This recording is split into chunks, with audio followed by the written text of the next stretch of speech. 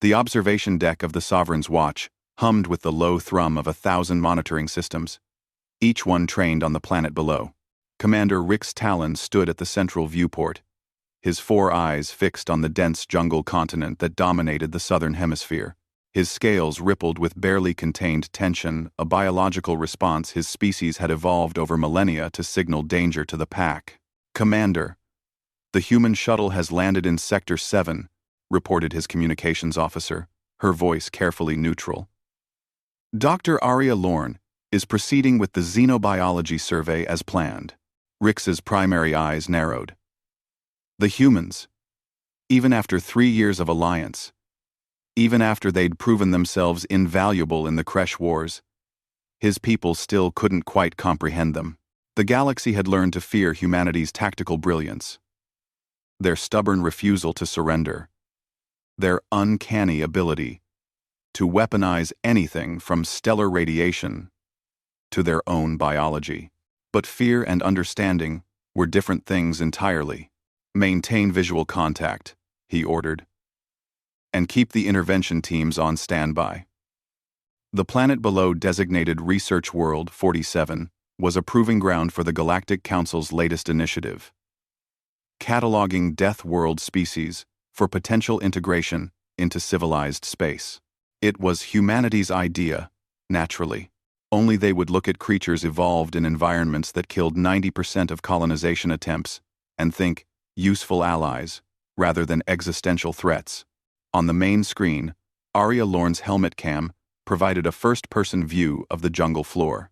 She moved with the peculiar grace all humans seem to possess, that predator's glide that made Rix's ancestors hide in burrows. Her breathing was steady, controlled, despite the fact that she was walking through territory that housed creatures capable of tearing through reinforced armor. "Incredible biodiversity," Arya's voice crackled through the comm system.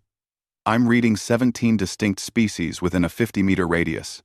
The ecosystem here is more complex than anything we've cataloged in the Outer Rim."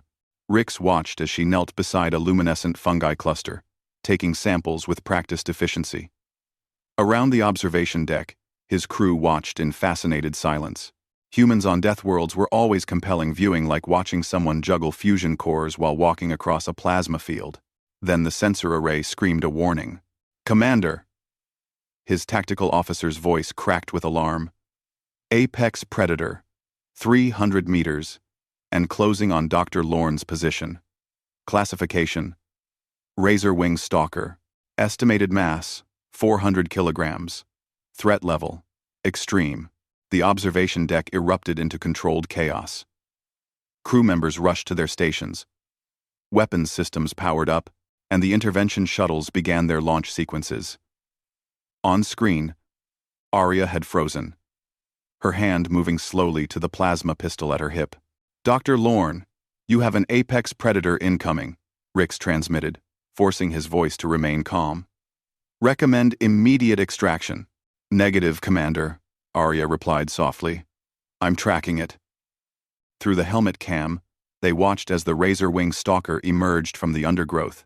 It was magnificent and terrifying, in equal measure, a creature of midnight black chitin and serrated edges, with 6 legs that ended in claws designed to shear through tree trunks. Its head bore a crown of sensory spines that tasted the air for chemical signatures, and its mouth housed rows of teeth that could crush durasteel. Every instinct Rix possessed screamed at him to order the strike. His claws were already hovering over the weapon's authorization panel. But Arya didn't run. She didn't even reach for her weapon. Instead, she slowly lowered herself into a crouch, making herself smaller, less threatening. Her breathing remained steady, impossibly steady for someone facing down a creature that had evolved to kill efficiently and without mercy. The razor-wing stalker approached, its sensory spines quivering. Then, it did something that made every being on the observation deck freeze in disbelief. It chirped, not the aggressive territorial scream they'd heard in previous encounters, not the hunting cry that preceded an attack. A soft, almost plaintive sound that seemed to vibrate with uncertainty. "Oh," Arya whispered, and there was something in her voice recognition. Understanding. "Oh." You poor thing. Through the helmet cam, they saw it clearly now. The razor wing wasn't full-grown. It was barely a juvenile. Perhaps only a few months old. Its chitin still carried the dull sheen of youth, and its movements, though predatory, held the uncertain quality of inexperience. Dr. Lorne, Rix transmitted urgently. That creature is still extremely dangerous. Its juvenile status does not. It's scared, Commander. Arya interrupted gently. And it's hurt. Look at its left rear leg. The camera zoomed, and Rix saw a deep gash in the creature's exoskeleton, weeping a dark ichor that attracted swarms of smaller parasitic organisms. An injury like that, on a death world, was usually a death sentence. What happened next would be analyzed, debated, and discussed in xenopsychology classes for generations. Arya Lorne extended her hand. The baby razor-wing stalker hesitated, its sensory spines twitching as it processed this impossibility, a prey species, offering comfort rather than fleeing. For a moment that stretched into eternity, predator and human regarded each other across an evolutionary gulf that should have been unbridgeable. Then the creature moved forward, and its massive head pressed against Arya's palm. The observation deck fell into absolute silence. Arya's other hand came up, gently examining the wound. "It's okay," she murmured, her voice carrying that particular tone humans used with injured creatures, soft, soothing, utterly fearless. "I've got you. We're going to fix this." The razor-wing stalker, a creature designed by evolution to be the perfect killer, made another soft chirping sound and leaned into her touch. Rix found himself unable to look away as Arya carefully cleaned the wound, applied a medicinal foam from her field kit, and began to bandage the injury with supplies meant for her own species. The predator, which should have torn her apart the moment she touched it, remained perfectly still, occasionally making those strange chirping sounds.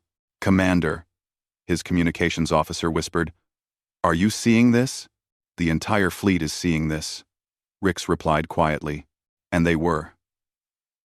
The feed had automatically been broadcast to every ship in orbit the moment the threat level had spiked. Across the fleet, thousands of beings from dozens of species watched as a human, a species they'd learned to respect and fear, demonstrated something entirely different. Compassion. Not for one of their own, not for an ally or a useful resource, but for a creature that existed only to kill. A creature that, by every logical measure, should have been her death. After several minutes, Arya finished treating the wound.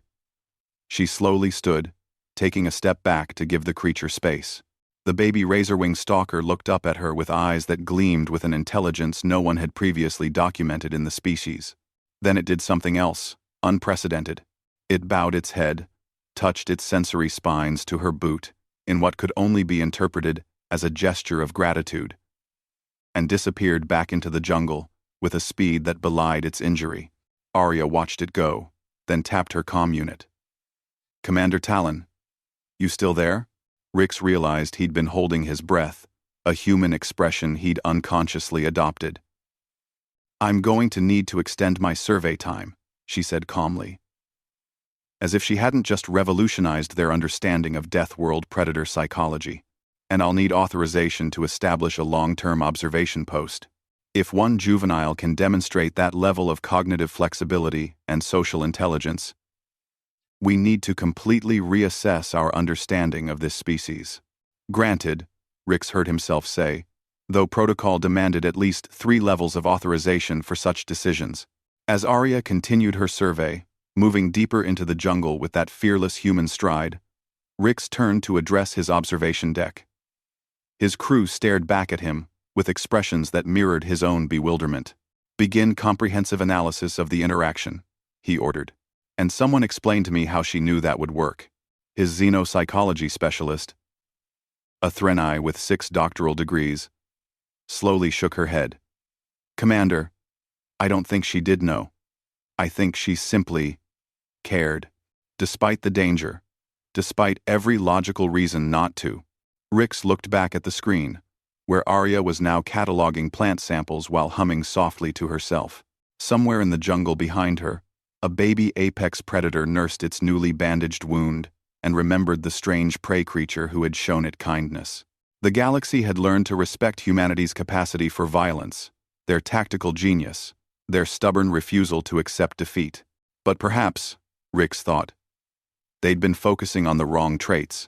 Perhaps the most dangerous thing about humans wasn't their ability to fight and kill. Perhaps it was their ability to look at a baby predator designed to tear them apart and see not a threat, but a child in need of help. And perhaps that was why, despite all logic and reason, humanity kept surviving in a galaxy that should have destroyed them long ago. Because compassion, it turned out, could be just as powerful a survival trait as aggression. Sometimes, more so.